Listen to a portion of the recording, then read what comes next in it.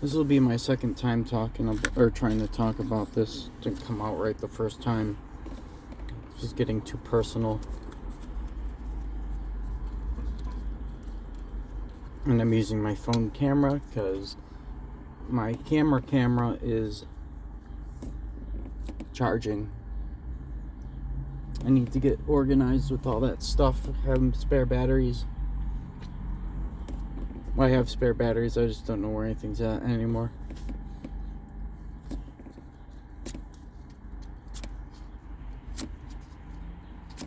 What? Ow!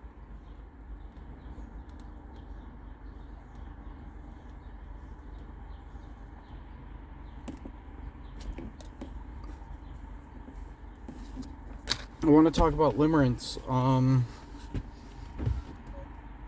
So what is limerance? It's... something's on fire. No.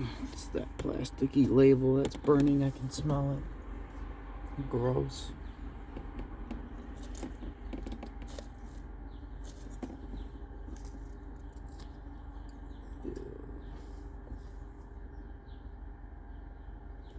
Cancer. Extra cancer, actually.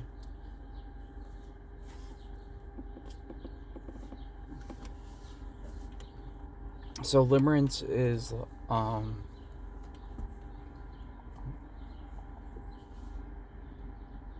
one-sided relationship where you're kind of obsessing over an individual and the other person doesn't even know you exist. I was getting into a lot of detail. I don't feel right doing that right now. Unless I'm like really letting loose and ranting, and that sustains for long enough for me to actually upload the video. It's just kind of embarrassing. So yeah, limerance is like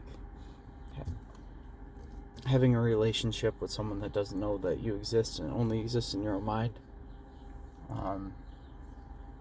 Like, I've had a lot of mental health issues for a long time after a relationship, and I think I just want to stick to saying things that help me work through these. Like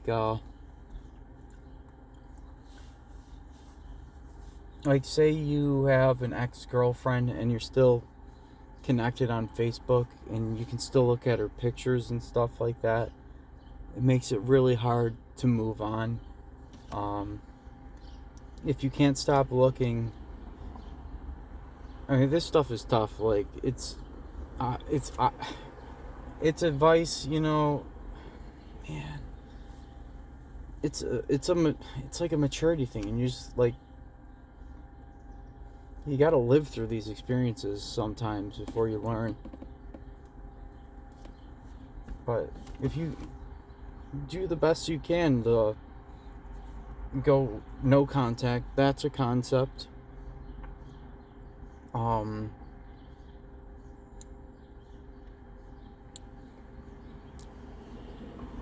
And stop like renewing and reliving these things with a person who's no longer involved in your life. It's not good for you, and it's just taking up space for new experiences. I know for me, it stressed me the hell out with I've had this happen with a lot of people. It was just neighbors. It just wasn't good. There were some key moments in my journey in recognizing this.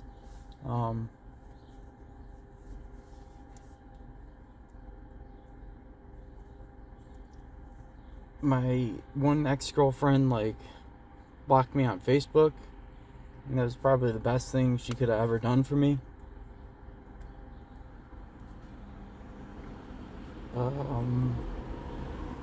Neighbors.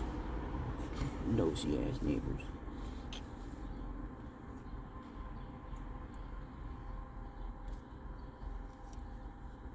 I learned about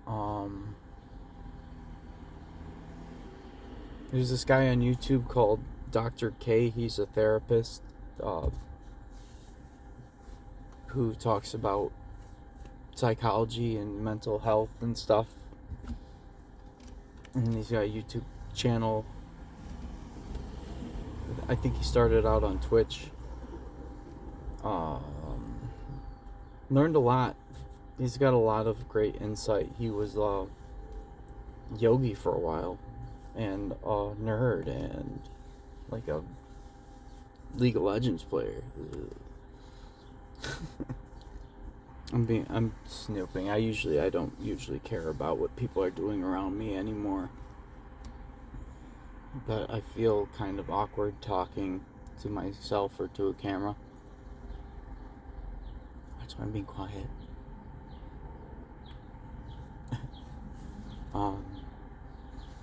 You talked about mindfulness meditation. That helped me a lot. It's where you sit with your thoughts and observe them without judgment, and that was helping me. That taught me a lot about myself, where I had went through a period in my life where I set up a whole lot of incredibly negative thought patterns, and they were just being perpetuated for many years and weren't serving me. So I did the mindfulness meditation. I saw a lot of crap going on in here, and I waged war on it. Some of it was like negative self-talk. Other thing was thinking about people who didn't treat me right, and that was a common thing with Limerance, is with people that I would have. I have trouble accepting that there's bad people out there, dark triad people, narcissist, Machiavellian, sociopath, psychopath, I don't know. It was one of those, but basically lacked empathy, and it just never.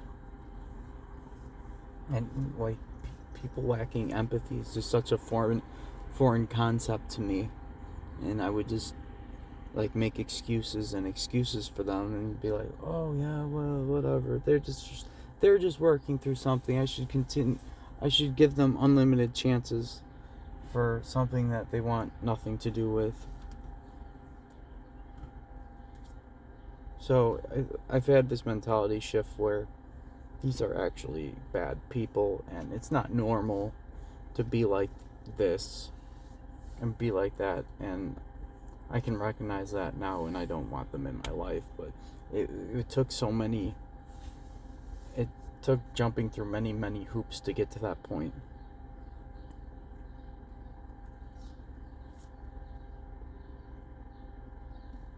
And I've even had trouble with not just people I wasn't having a two-way relationship with. It was people that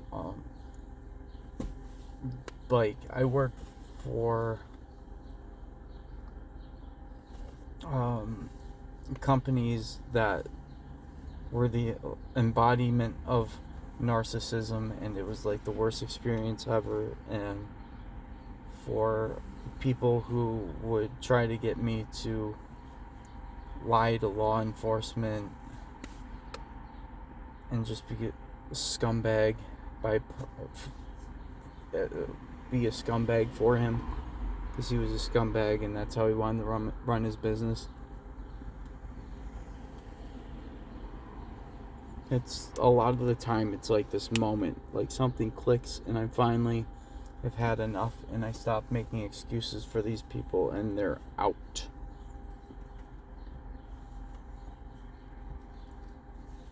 And it's another thing where I have a hard time. One question that bugged me for a long time is as a Christian, I should forgive people, but does that mean that I need to reconcile with them? No. Especially with people, well, specifically with people who aren't showing any signs of change or acknowledgement that they did wrong. If there's like, if there's a person that's bad for you, they don't need to be in your life, and it's not your responsibility to change them or give them endless opportunities to change. It's communication is very key. That was another thing that helped me get through conquering this recurring thing in my life. Was I was in a point in my life where I didn't trust anyone, and I was very hyper vigilant, and it took me many years, I would say at least 7 or 8, to get to the point where I was really communicating with people again. Starting from it was uncomfortable to talk to people at all or go out in public, and now I've made so much progress since then, and I've had help from a lot of people, and I've graduated to bigger, scarier things, a wider variety of things that I never thought that I would ever have the courage to do. Like, first it was going to open mics, then it was performing, talking to people. Now I swing dance.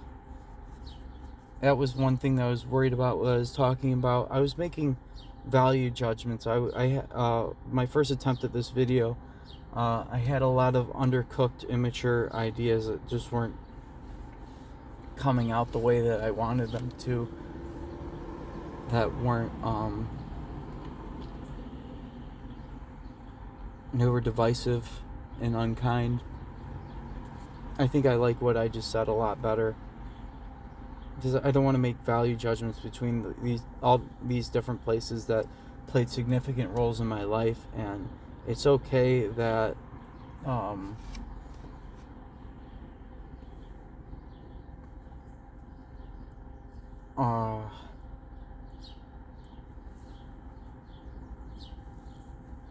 I guess, yeah, graduating to a new thing, and one thing becomes less important, making room for another. I think it's just a natural part of life, especially, well, maybe, I don't know, I don't think I'm really unique in this regard. People come and go, and interests wax and wane. So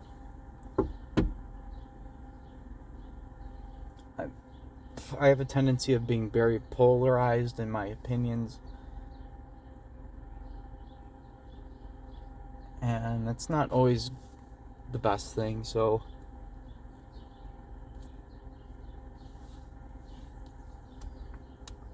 yeah, I think it's better. I don't want to call it boogie fence sitting, boogie 2988 levels of fence sitting. I vaguely remember all that and the criticism he used to get. Oh man, I have very much been a resident of the YouTube and the internet for long periods of my life.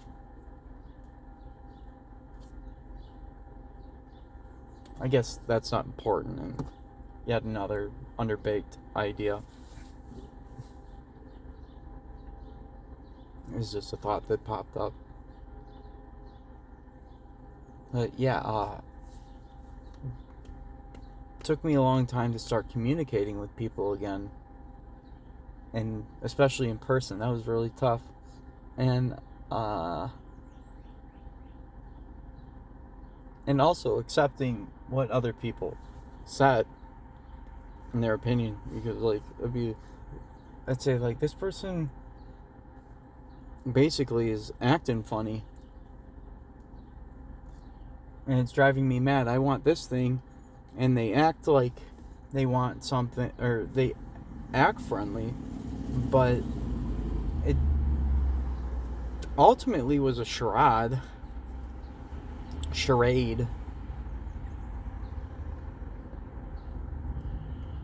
And I was very gullible and overlooking things, and it took a lot to start to process these things. This most recent person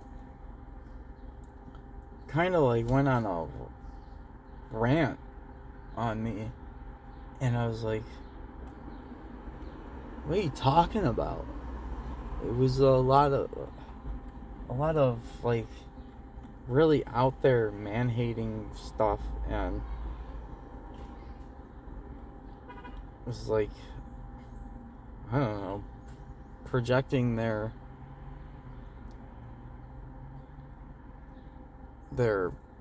problems with society onto me.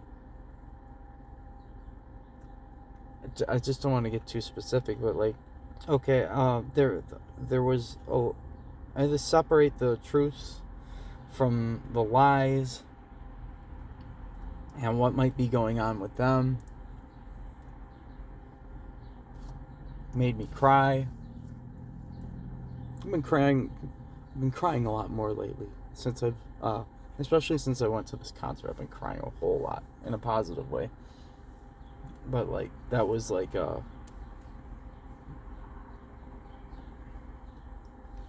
was like unfortunate news, but also freeing, that I finally, like, this person really revealed their true identity in a way that I understood.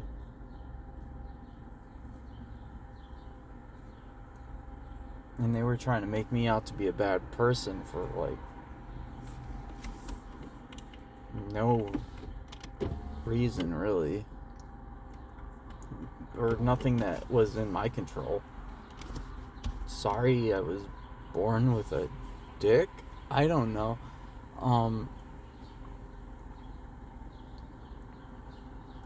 It's a weird thing to unpack.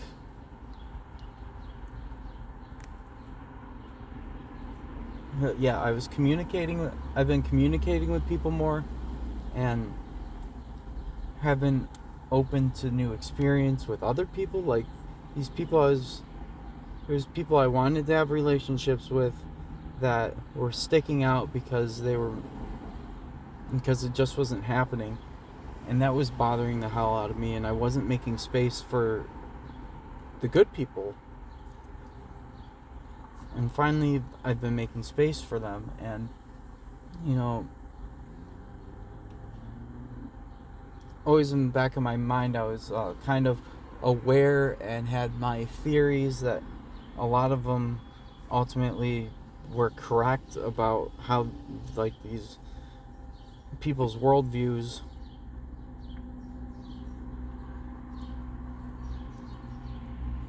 that were just like very bad, not good, unkind, mean-spirited, selfish stuff.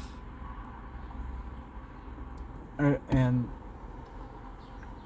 finally I've been making new relationships with people that are actually good. So when people go at me with this garbage, I have a much better, broader perspective on things, where I can separate the individual from the group, that was a big problem for me as well. Just like, yeah, separating the individual from the group.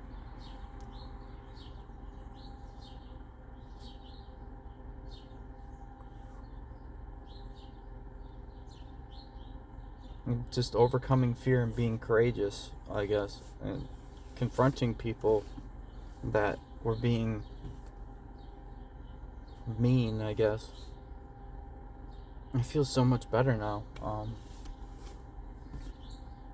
because a lot more is out in the open, and the good people, I'm allowing people to be good to me rather than seeking out people that aren't. So yeah, I don't know what more is to be said. I think that was much better than the first take.